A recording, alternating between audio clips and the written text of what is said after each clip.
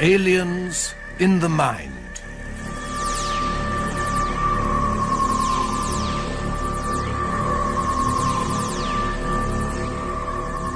Co-starring Vincent Price as Curtis Lark and Peter Cushing as John Cornelius.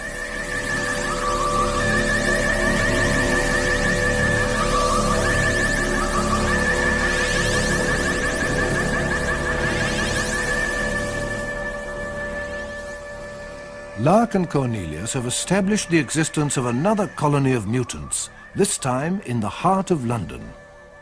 Flora Keiry unwittingly identifies two of them, the brigadier in charge of security at the Home Office, and an MP, Ian Sanderson, who later admits to being Flora's real father. But a new group of mutants surely means another controller, and Lark and Cornelius hope that with Flora's help they can uncover him. Instead, Flora is murdered. No. What? No, don't let them in. But they're only policemen, Flora. Don't be silly. No, don't let them in. Don't let them in. Oh, keep them out. Keep them out. She's putting the chain on the door, Flora. They're going to kill me. They're going to kill Now, me. calm down, Flora. Calm down and concentrate. They're going to kill me.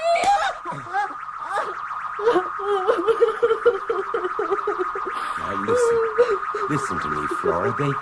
They can't kill you if you want them to go away. Now, will them to go away. I can't. Make them go away, Flora. I can't. Oh, come on. You can do it if you want to. I can't. I can't. I won't go. Flora, try. I am trying. Come on, Flora. It's not working. Come on. It's not working. They're going to kill me. Get down, Flora. Get down. Now, keep down, Flora. Don't move. Flora, are you all right? Flora. What?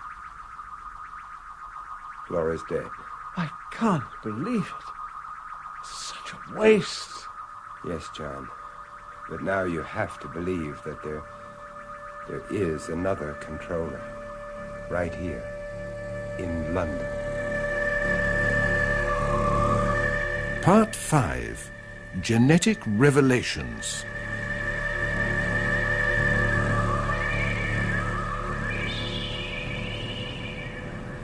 Forasmuch as it has pleased Almighty God in his great mercy to take unto himself the soul of our sister Flora, here departed, we therefore commit her body to the ground, earth to earth, ashes to ashes, dust to dust, in the sure and certain hope of the resurrection to eternal life, through our Lord Jesus Christ.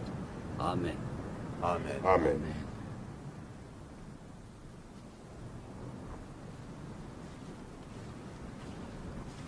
Poor Flora. I feel sorry for Sanderson. To discover his daughter one week and bury her the next. If she really was his daughter. John, Curtis. He's coming over. Oh, thank you both very much for being here.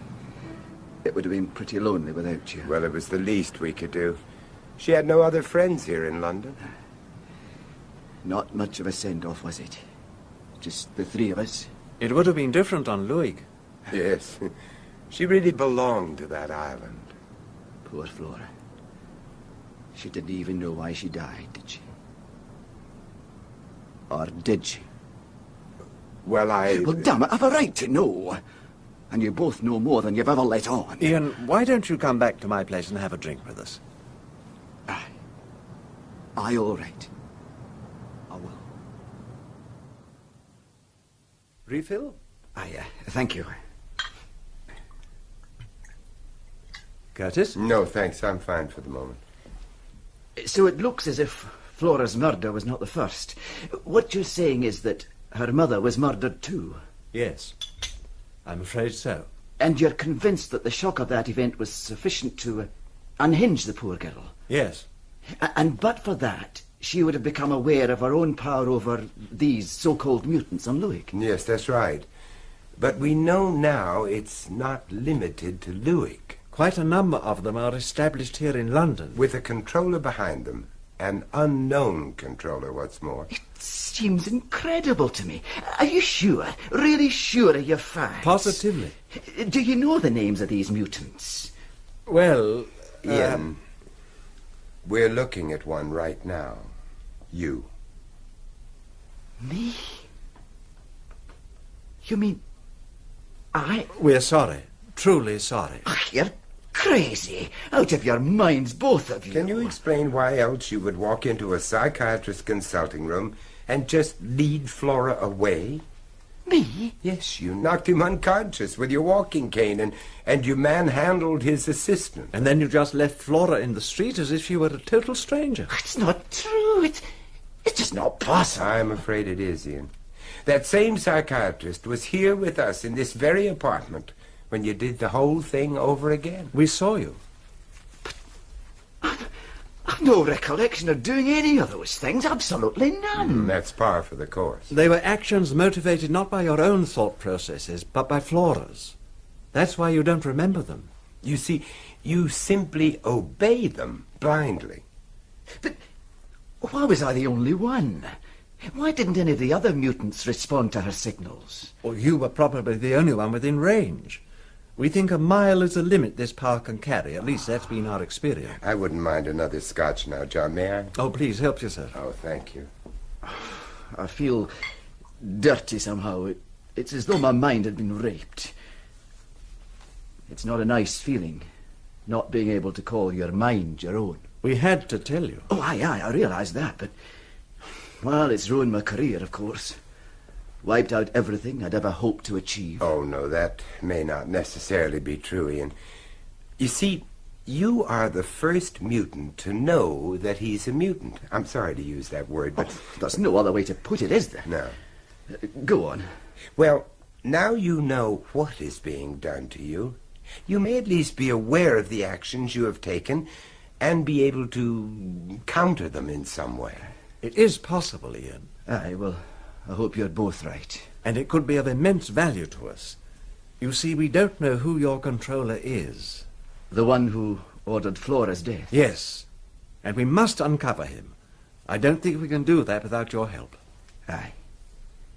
I should like to uncover him. I should like that very much indeed. Good. Then let's start by asking if you are really quite sure that Flora was your daughter. Yes, of course, aren't you?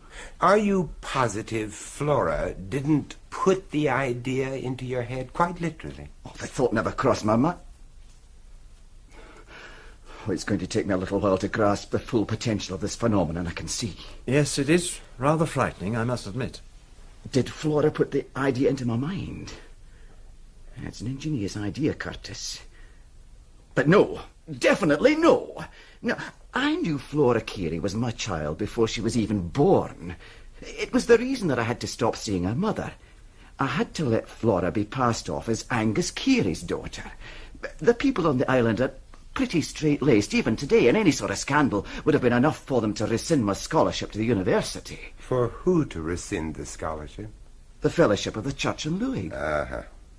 What's the matter, Curtis? Well, I don't know what you're going to say to this, but... Well, Ian, every member of that fellowship is a mutant. Except the minister. Donal Scoular. And for some reason we haven't yet fathomed, he was in cahoots with Molly Kyle, Louig's controller. Molly Kyle, the controller? Are you sure? Oh, yes. Yeah. She was a great friend of my parents. They were both members of The fellowship. Aye. It's snowballing even as we talk about it. Tell us about that scholarship of yours, Ian. Well, it's straightforward enough. It's a simple trust set up to pay for the further education of the brighter children on the island. Normally, they're sent away to school in the mainland and then on through university, all expenses paid. Were there many such scholarships? Oh, 3 or 4 a year on average. Boys and girls? Aye, Can you remember any of their names? of course. Do you know who their parents were? Don't you mean, can I remember if their parents were members of the fellowship? Yes, that's exactly what he means, in a roundabout way. Aye, well, I can easily check that up and let you know. Oh, that's excellent. Excuse me, I just better see who that is. You know, Ian, I can't help asking myself if all those brighter children who received scholarships were like you. You mean mutants? Yes. And are they all holding down important jobs, like you? Curtis, are you saying that there is a conspiracy to take over the country? I don't know. I just don't know. It's odd. What is, John? There are 2 of Gulliver's men at the door. Huh? They want us to accompany them to the Home Office. But who says they're Gulliver's men? Can you be sure? I mean, have you had them checked? Well, their papers are all in order. But they want you to bring your passport with you. My passport? What the hell for? But apparently there have been formal complaints laid against us. What? By who? By a certain member of Parliament. By you, Ian.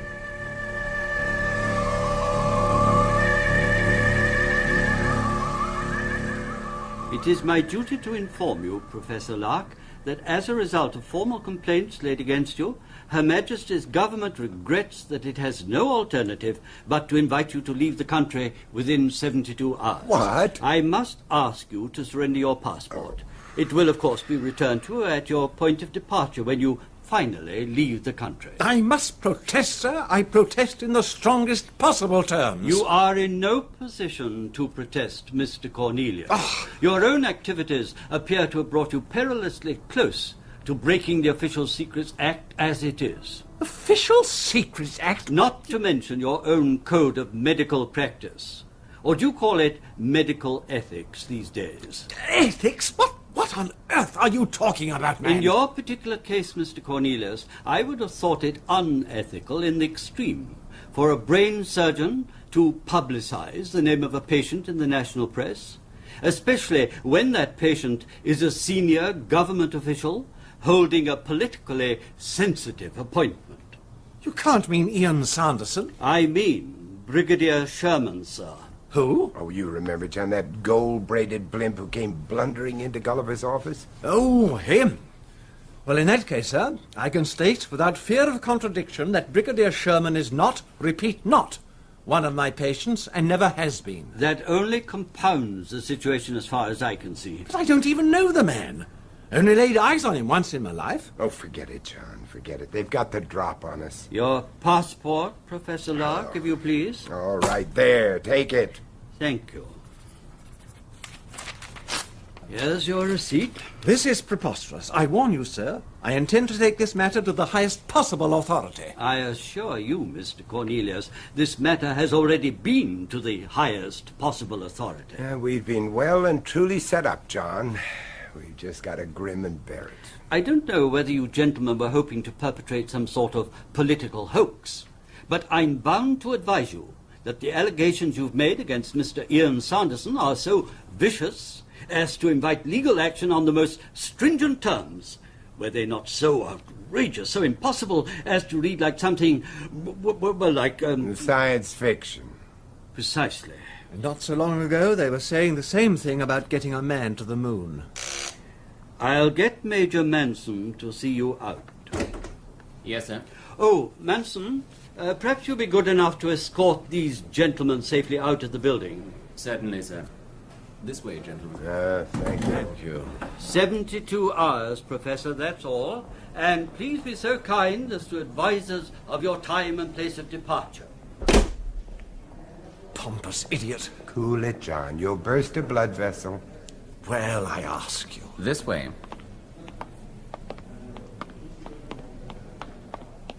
Colonel Gulliver would like a few words with you. Good. I've got a few choice words I'd like to say to him. Coffee? Strong and black. There you are. Thank you. Cornelius? Same for me, if you please. Sugar?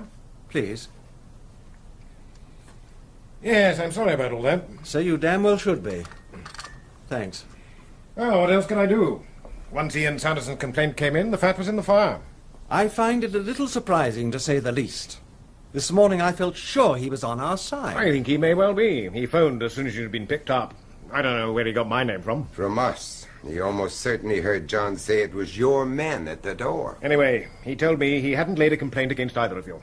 He suggested the whole thing was either a mistake or at least a misunderstanding. Well, we still can't afford to take Ian for granted, John. He may want to be on our side, but he's still a mutant. You think he might have been under orders to make that complaint? Almost certainly. The interesting part is that he seems to have pieced it all together when we were picked up and reacted accordingly. Just as you hoped he would. Well, at least it's a hopeful sign. Yes. Now, what about this ridiculous newspaper story, Colonel? That really has put the cat among the pigeons. Yes, I'm sorry about that, too. I'll be lucky if I'm not hauled up before the BMA for that little nonsense. And what about me, being booted out of the country like an enemy alien? Well, that was something I hadn't foreseen, I must admit. Do I understand you correctly, Colonel? I should think so, Professor. You're nobody's fool. It was you who gave that story to the press? Yes. But why? Quite simply because I happen to believe your story 100%. I also believe that the two men who killed Flora were almost certainly mutants acting under orders. Under whose orders? That's the point, isn't it, Professor? But before I could come to grips with that, I had to deal with another problem much closer to home. Brigadier Sherman? Yes. Sherman is the head of this department, and my immediate superior. And a mutant. Undeniably. And quite possibly acting under orders, even here, in this building. If this investigation was to get anywhere, I had to get rid of the Brigadier. I don't see how leaking the story to the press can help. Well, it brings the investigation out into the open, Curtis, into what is called public domain. More than that, it pinpoints Sherman as the key figure in what could be a very embarrassing front-page story. And how have your lords and masters reacted so far to this devious scheme of yours? Brigadier Sherman, even now, is en route for the south of France for a period of indefinite leave pending a full investigation. And I'm in charge of that investigation. Congratulations. And I am to be deported. More congratulations. Relax, Professor. I've already made application for that order to be rescinded. Do I get my passport back? Not until I've completed my inquiries. I'm afraid I just can't allow you to leave the country. And to think Britain used to be called the cradle of democracy. That was Greece, dear boy.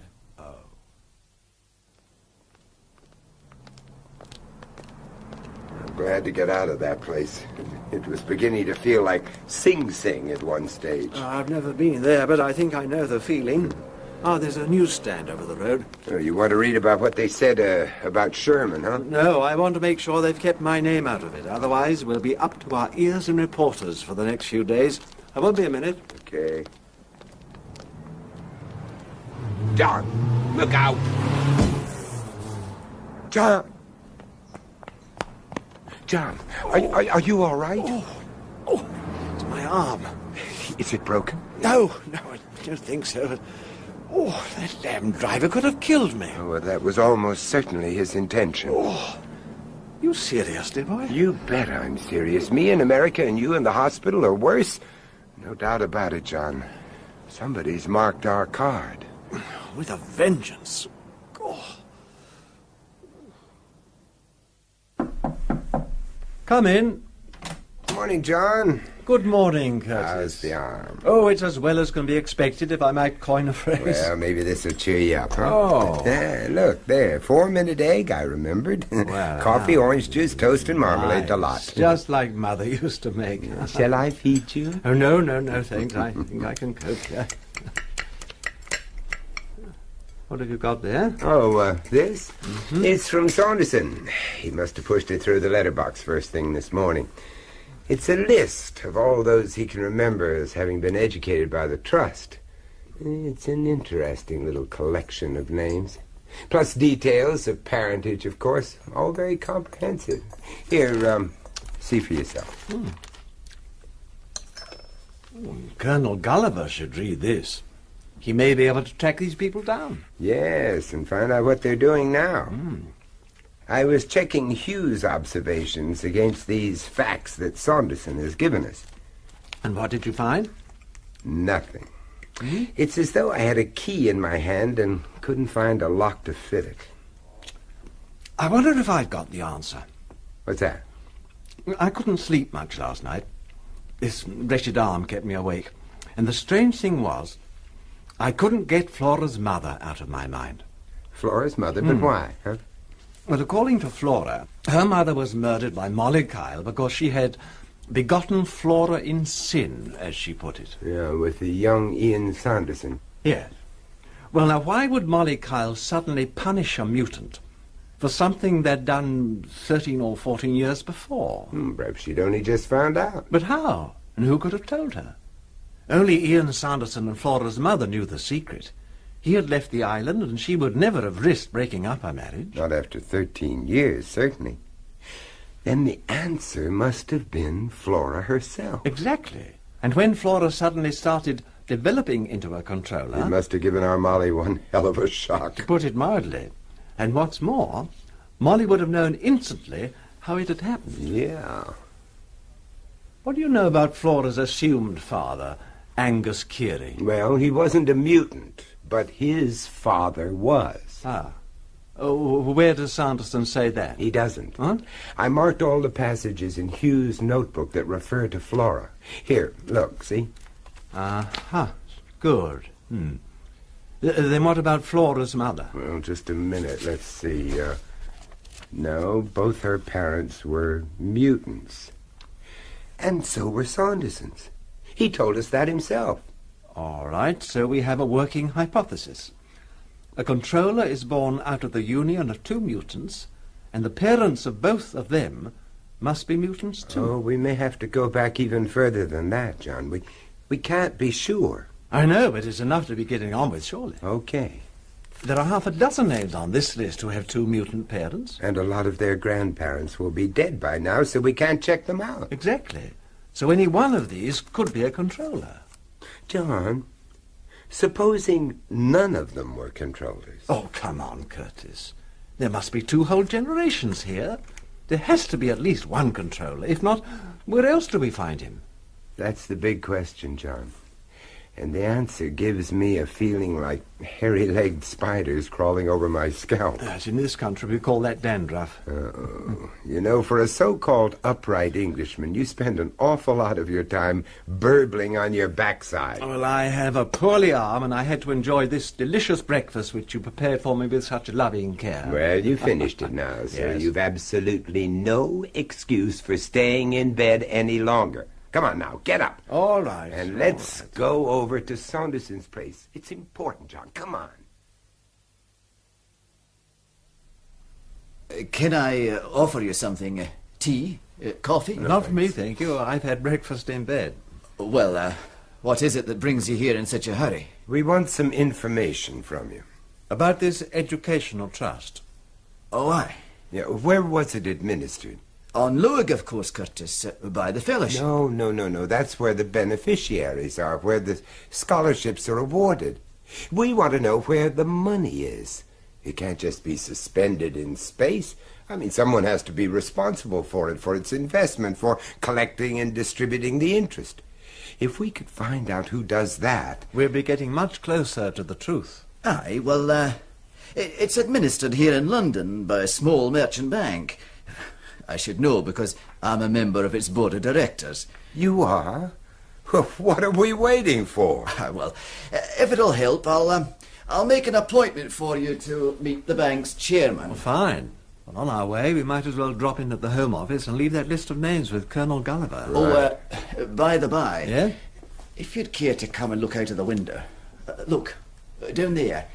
See that man in a dark jacket and pinstripe trousers? And what about him? Well, he's been there for 2.5 hours. I just thought it rather strange. Ah, it might be one of Gulliver's men. On the other hand, it might not. Anyway, if he follows us to the bank, I think we'd be justified in asking him for his account number.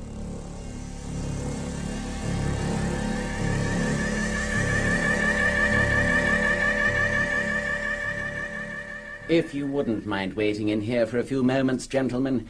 Sir Graham McCudden has someone with him at the moment, but he ought to be free directly. Thank you. Thanks. Oh, I hate having this floor-to-ceiling glass all round. So do I. Makes me feel like a goldfish in a bowl. Or a germ under a microscope. Oh, really, Curtis, you have an uncanny knack of lowering the tone of any conversation. Well, it can often be quite beneficial to get back to basics. Oh, dear, you're obviously about to expound another of your extraordinary theories. Oh, wily Uncle Cornelius. Get on with it, then. You know, it just dawned on me that we've been looking at this education trust as something which has developed quite naturally out of the situation on Luig. I thought we were all agreed on that. What, from one tiny island? A few hundred simple, hard-working, God-fearing crofters organizing this fellowship, this education trust? Oh, it's all too much, John. It's far too much. But what's the alternative? That Luig may have started as an accident of nature, but it has been deliberately built up, exploited, for the sole purpose of producing mutants who can be groomed for high office, like Ian here, or Brigadier Sherman. And half the names on Ian's list, I shouldn't be surprised. Right. You mean it's been set up like a sort of mutant breeder unit? More like a stud farm. Oh, it's horrible. Yes, especially when you think of Molly Kyle and the Reverend Donal Scoular as the farmers. Farm managers, more likely. Now, if you're right, then the real villains, the masterminds of this business, are hiding behind the facade of this merchant bank. All this plate glass opulence around us. Excuse me, gentlemen. Sir Graham is free to see you now. If you'd kindly care to step this way. Oh, just a minute. Who was that who just came out? That was Sir Graham's last appointment, sir. The Reverend Donal Scoular. There he is now, sir, just going towards the main door. Do you know him by any chance? Oh, yes. We know him all right. And the man he's talking to now. Oh, do you, sir? That's Sir Graham's chauffeur. But he's the man who has been waiting outside my flat for 2.5 hours. And sure as hell he wasn't waiting for a bus.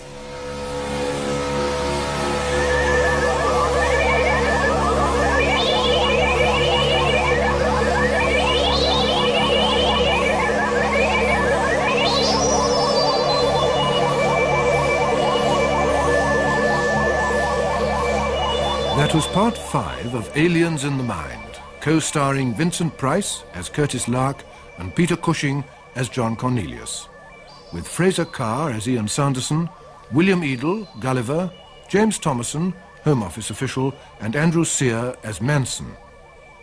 Aliens in the Mind was written by René Basilico from an idea by Robert Holmes. Production by John Dias.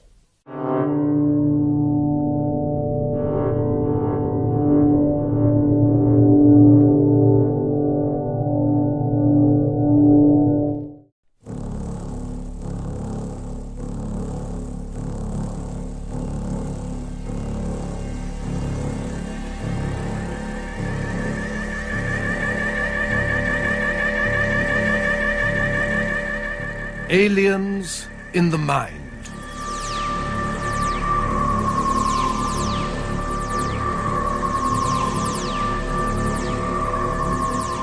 Co-starring Vincent Price as Curtis Lark and Peter Cushing as John Cornelius.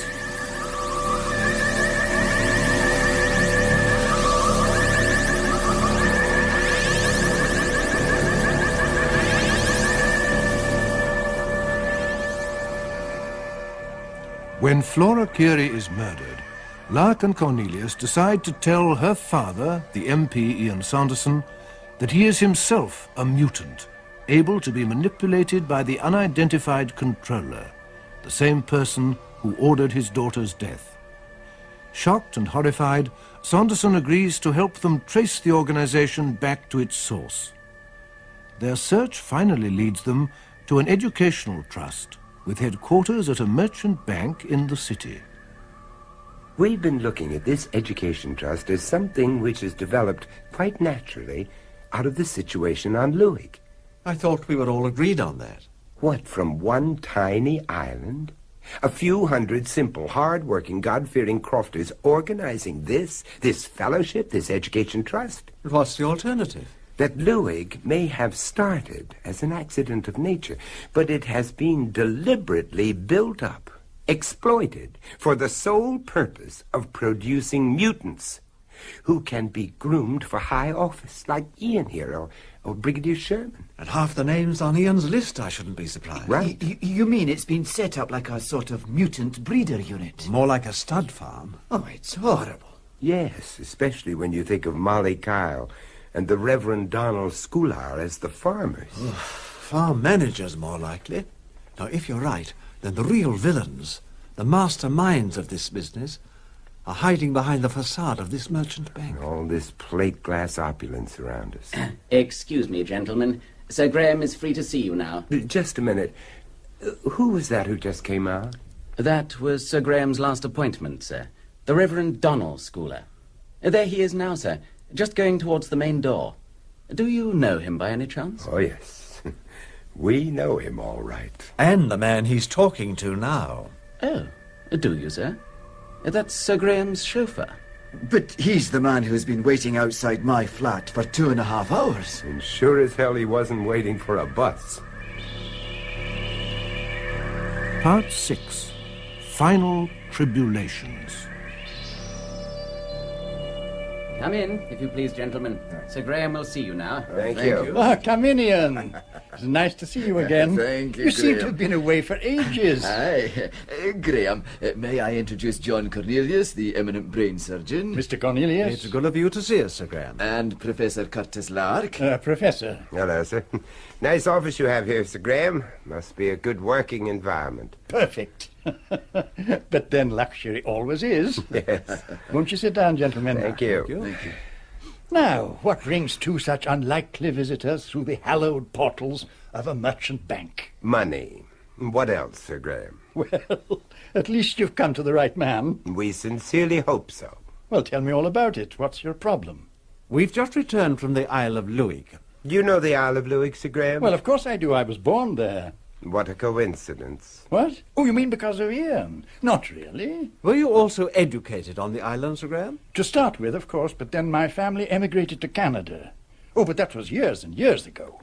Graham, was the Louis Educational Trust in existence in those days? Of course not, Ian. That wasn't until just before the war, 1938 or 9. Could you tell us who established the trust? I did. It's always been very much my own private... Benefaction? Yes, something like that. Uh-huh. In gratitude for all the favours received. And in lively expectation of further favors to come. Ah, that's a nice turn of phrase you have, Professor. Well, it's not original, I'm afraid. Indeed not. I believe it was first said of King John. Oh, you know everything. Sir Graham, do you know anything about the island sickness? What island sickness? On Louis, Graham. Oh, that. Oh, that's nothing much. Nothing much. Do you realize that the incidence of mental disorientation in the young is higher on this one tiny island with a population of a few hundred than it is in the rest of the United Kingdom? You call that nothing much, Sir Graham. It's the biggest nothing much I've ever heard of. Put like that, Professor, I might agree it sounds horribly impressive. But as I understand it, this sickness is no more than a passing phase, like growing pains. The point is, Graham, that whatever the sickness is, it didn't turn out to be a passing phase with my daughter. I didn't even know you had a daughter. No. I think I'd almost forgotten it myself. Until last week. Why, what happened last week? My daughter was murdered. Murdered? My poor Ian. I had no idea. Oh, but this is awful. Terrible. I can't tell you how appalled I am. Don't you want to know who did it? Oh, yes. Yes, of course I do. So do we. It was two complete strangers. Strangers to us, that is. But why, Ian? In God's name, why? We hoped you might hazard a guess, Sir Graham. I don't know why you should think that. Don't you? Anyway, the point is that I'd like to make some sort of lasting memorial to her. Of course you would.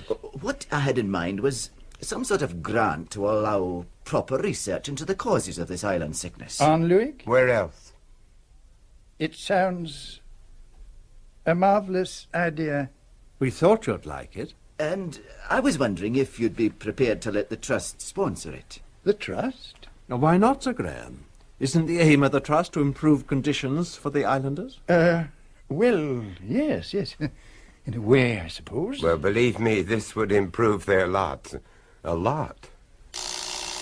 Oh, excuse me a moment. Yes, Charles? Lady McCladden has arrived, Sir Graham. Oh, ask her to wait just a few... No. On second thoughts, ask her to come straight up. Very good, Sir Graham. I hope you don't mind, gentlemen. I'm meant to be taking my wife to lunch. Not at all. Oh, it's ages since I saw her last. Is your wife also a native of Lewig, Sir Graham? Oh, no. She was born in Canada, actually. That's where I first met her. But she does take a great interest in affairs on the island. Oh, yes, indeed. She'll want to know a great deal about this suggestion of yours. Oh, I'm sorry, dear. I didn't mean... No, it's quite all right, dear. Come on in. Well, if you're sure. You know Ian, of course. Of course. It's been so long, I'm in danger of forgetting what you look like, Ian. Aye. Now, let me introduce you to Mr. John Cornelius, the brain surgeon. Mr. Cornelius. How do you do, Lady And McClellan? Professor Curtis Lark. You're not Curtis Lark, the author, are you? Well, I do write the odd book or two, ma'am, yes. I've just read one of them. Well, thank you. I'm gratified to find I'm not my only reader. No, seriously.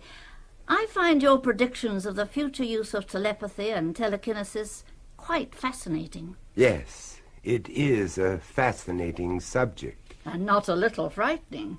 Oh, forgive me, I've obviously broken up something terribly important. On the contrary, your arrival could be quite opportune. Yes, sit down, my dear. Here.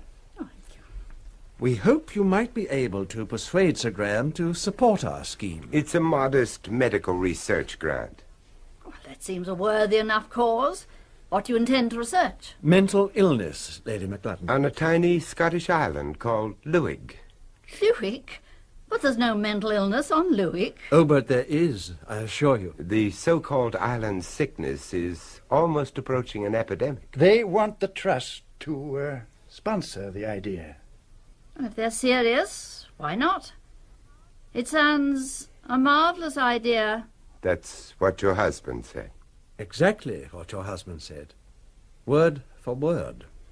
Of course, we'd have to put it to the other trustees. Oh, I thought it was a private trust. Graham did say... That he set up the trust? Oh, he did. As agent for the trustees. Could we approach them? Well, I don't see why not. When? When what? Oh, when could we put it to them?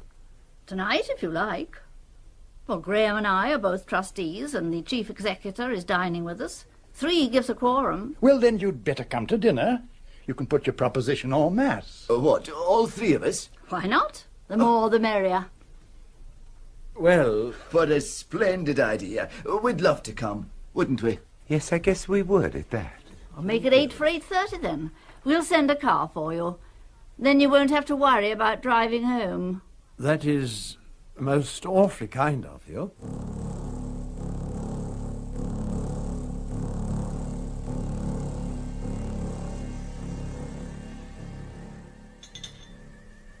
Drink, Curtis? No, thanks. I want to have that wide-awake feeling all evening. You have a suspicious mind, dear boy.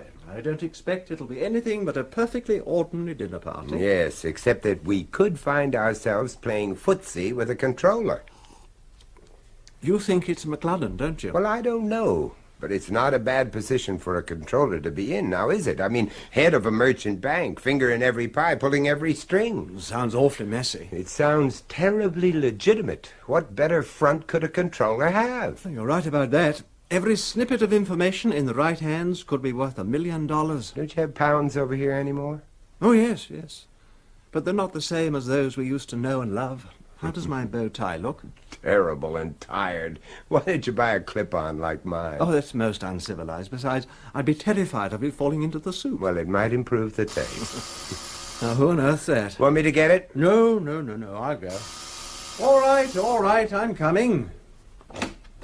Oh, Major Manson. May I come in? Yes, of course. Go straight through to the Phew, drawing. the smell of camphor. It's Major Manson. Good evening, Professor. Oh, good evening, Major. Will you join me in a drink? Scotch. Straight? A little water, please. Okay. I thought you weren't going to drink tonight, Curtis. Well, I changed my mind. This monkey suit of mine smells so much of mothballs it's making my eyes water. You should give that jacket a good brush. Does that get rid of the smell? No, but it scares the hell out of the moths. I say. Never mind us, Major. You are, Major, and here's to you. Cheers. Why don't you take the weight off your feet and tell us the news? Well, you've certainly stirred up a hornet's nest. Colonel Gulliver's with the Home Secretary now. Well, I'm glad to see someone's taking us seriously. He's taking the whole show very seriously indeed. regards it as a full-scale attempt to subvert the government of this country. Yeah, but the question is, who by? Perhaps we'll find out at dinner tonight. Excuse me. Find out what? Who's behind it all?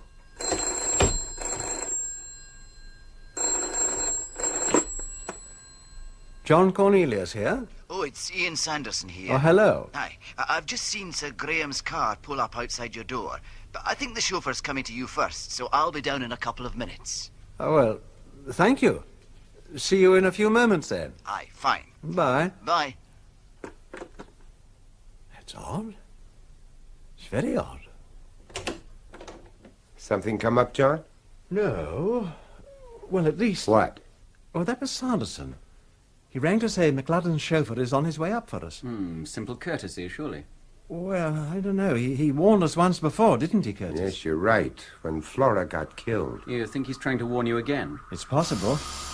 Hello. The trouble is, once a mutant, always a mutant. We can never be sure. Here goes. John? Yes? Be ready for anything. Mr. Cornelius, keep your body right behind the front door all the time. Don't worry, I will. What about me? You, Professor, keep clear of this doorway. Okay. Mr. Cornelius? Yes, we won't keep you a minute. Just about ready. Stay out of the way, Professor. Look out, John, he's got a Keep gun! out of the way. John, are you all right? I'm still in one piece, I think, but I'm shaking like a jelly. Oh, that's probably just the reaction. What about him? What about him? Have you ever seen him before? Yes, he was watching Sanderson's apartment this morning. Uh, And then we saw him talking to Scoular at the bank. Scoular? Yes. The preacher fellow from your island. Yeah, that's the one. Now, I wonder what brings him to town. Well, that's something else we may learn during dinner. This dinner party, where's it meant to be taking place? Oh, that's Graham McLadden's. McLadden? You mean the merchant banker? Is he involved? Oh, boy, and how? Well, his chauffeur certainly was. And you're determined to go through with this dinner? Quite determined. In spite of all that's happened? Because of all that's happened. You know you could be putting your head in the lion's mouth. Well, let's hope it doesn't suffer from halitosis. Oh, I like that, John. Yeah, you're better. Do you mind if I use your phone? Oh, help yourself. What are you going to do? You'll require transport, won't you?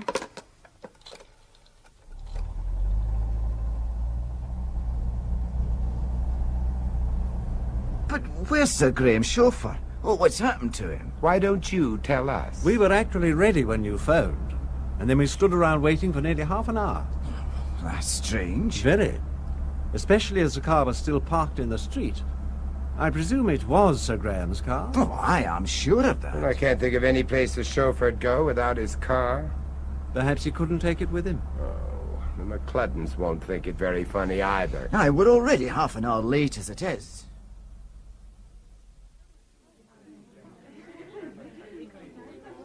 Mr. Ian Sanderson, Mr. John Cornelius, and Professor Curtis Lark.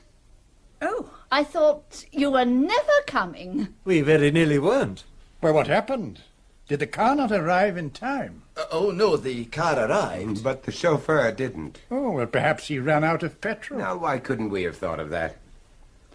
Let me introduce you to the chief executor. Good evening, Professor. You? Reverend Scoular. Mr. Cornelius. Of course, you know my cousin Donal, don't you? Cousin? I had no idea you were related. Oh, a long way removed, I'm afraid. I'm bound to say I am surprised to see you again, Professor. Yes, I can imagine. Do you think we could all go through to dinner now? I think they're ready to serve. So what's this nonsense I hear about you wanting the Trust to sponsor some newfangled scheme on the island, Ian? Oh, it's hardly a nonsense, Minister. I want to set up a research grant as a memorial to my daughter. Oh, aye, Flora. I heard about that. Very distressing that must have been. More than you can know. Mind, that girl would have been alive today if she had been left with us on the island, where she was safe and well cared for. Flora needed treatment, Minister. She was ill. Aye, she had the island sickness. There'd been many that had it before you came poking your nose in, and none of them seem any the worse for it. Please, Donal. Mr. Cornelius is a guest. It's a fair point, though, my dear. I mean, I suffered from it, and I came through all right. So did Ian. And so did your butler, I believe. Joshua, Yes, I think he did. Also, apparently, the entire fellowship on Luig. What makes you say that? It was the price of the ticket. What? He means that was the reason for joining the fellowship. How do you know that? From the things Flora said, and from what Sanderson has told us. Ian? Yes. And from Hugh Dexter's notebook, of course. What notebook? We found no... No what, Minister? I'm just surprised that anything could have survived that fire at Dr. Dexter's house. It didn't. We had the notebook in our pocket by then. And he told us everything he had discovered before he was so rudely taken from us. Joshua, serve some more wine, if you please. Very well, milady. What was it that this Dexter fellow discovered? Well, he discovered that, owing to some strange genetic mutation of the brain, many of the islanders, myself included, could be controlled the way a robot can be controlled. But anyone with the ability to transmit instructions telepathically. Ian, what's got into you? Ian, listen to me. A man in your position must have and must keep the confidence of the general public. Whatever you believe or think you believe, you cannot afford to talk like that, even in private. I can't afford to be a slave to somebody else's ambitions. A politician must be his own master, Sir Graham. That was extremely well said. Well, I'm only a banker. I may be a bit naive about these things, but if Ian and others like him have been turned into slaves, who are you accusing of being the masters? Flora Keiry, for one. Ian's daughter? Oh, but that's preposterous. Yeah, we keep coming back to that poor wee lassie, don't we? And we're going to keep coming right on back to her. She was the only flaw in the pattern, wasn't she? I must say, Professor, this is even more intriguing than your book. And a damn sight more far-fetched. Oh, no, Sir Graham. You see, we've discovered the exact genetic combination that will produce a mutant child. A slave, as you call it. What we don't know is the exact genetic combination that produces an infant controller, one of your masters. We were hoping one of you would enlighten us. Why us? Well, I suggest you direct that question to someone who breeds thoroughbreds. It's not so far removed, Sir Graham. We are talking about another form of selective breeding. Very selective, and to the point of not pairing people who might produce unwanted controllers, like Flora Keiry. Only her mother ruined everything by having an affair with Ian. I've never heard such nonsense. I told you, Graham. It's not nonsense, and you both know it. In the end, it was the reason Flora had to be killed. Wasn't it, Sir Graham? What? You had one controller too many, didn't you? Aye, and now we've got a pair of meddling busybodies. That's enough, Donal. There's no point in abusing our guests. They're intelligent men, after all. They must realize their predicament by now. What predicament? Oh, of course. Curtis, I'm sorry. I should have realized. You should indeed, Mr. Cornelius. Aye, with all your fancy training, and you couldn't work out that it might be another woman.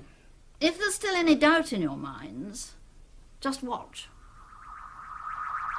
Listen to me. Concentrate. Concentrate. Look around you, gentlemen. Ian Sanderson, my husband, the butler.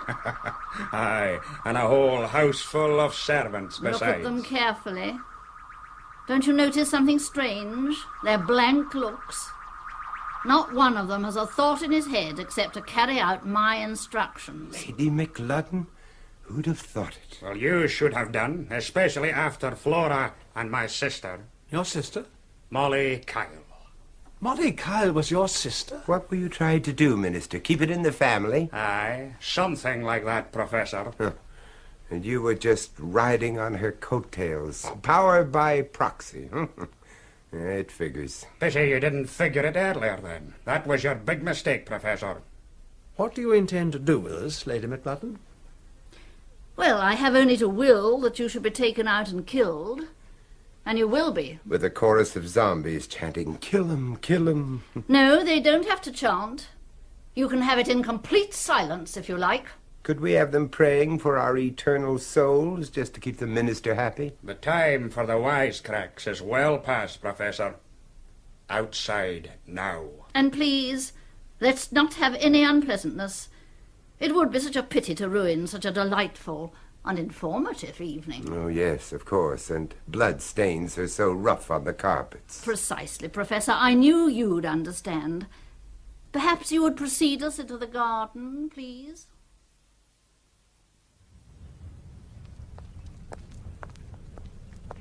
Just to the edge of the lawn, if you would. That's far enough. What now? Now we wait for the helicopter. It shouldn't be more than a few minutes. The bank own an air taxi service. Sir Graham often uses it to get him to the airport. Is that where we're going? Yes, Professor. We booked a flight to New York for you. And Cornelius and Sanderson were going to see you off. Were going to see me off? Yes. Unfortunately, the helicopter crashed, killing all the passengers. What about the crew? The pilot's one of my mutants. He'll do what I will him to. You mean he'll just kill himself, like some kamikaze pilot? If I want him to.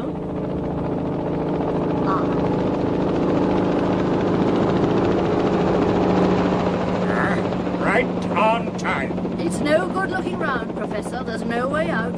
Nowhere to run to. Even if I did run, Lady McLudden, I've no doubt you could will a whole army of zombies into catching up with me. That's right, Professor. How many zombies do you control, anyway? All right, Lady McLudden, stand quite still. The party's over. Manson. And about time. Kill him.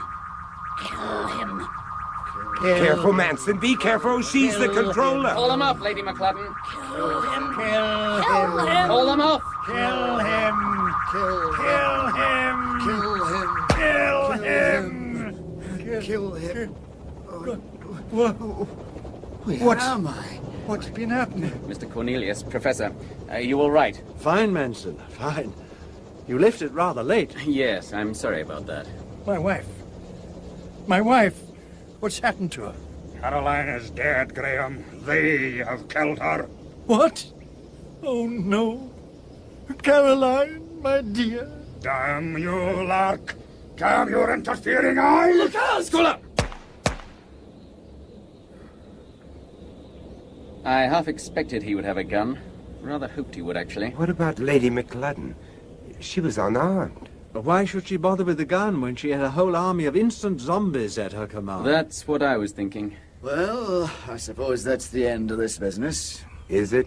Aye, except for picking up the pieces on Luig, I mean. Perhaps you'd allow me to look after that. You? Obviously, I can't continue in politics. I'm too big a security risk to ever achieve high office.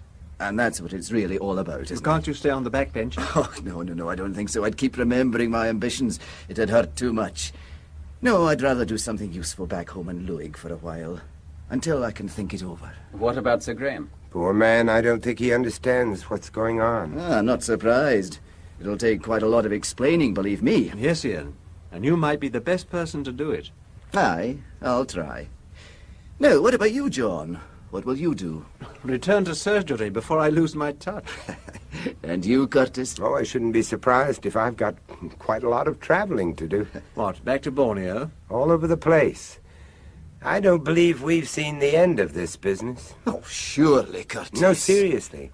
I mean, Lady McLudden came from Canada. The next controller could come from anywhere on Earth. They could spring up like mushrooms. Oh, no, don't start that again, Curtis, please. Start what? Anything. My dear John, I think it started already.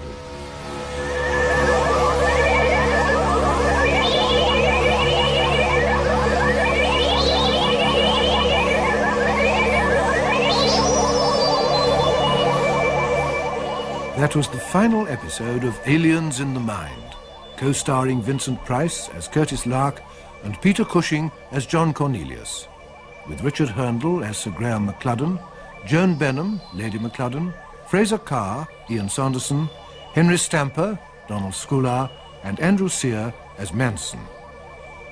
Electronic effects for the series were by Chris Jenkins. Aliens in the Mind was written by René Basilico from an idea by Robert Holmes. Production by John Dias.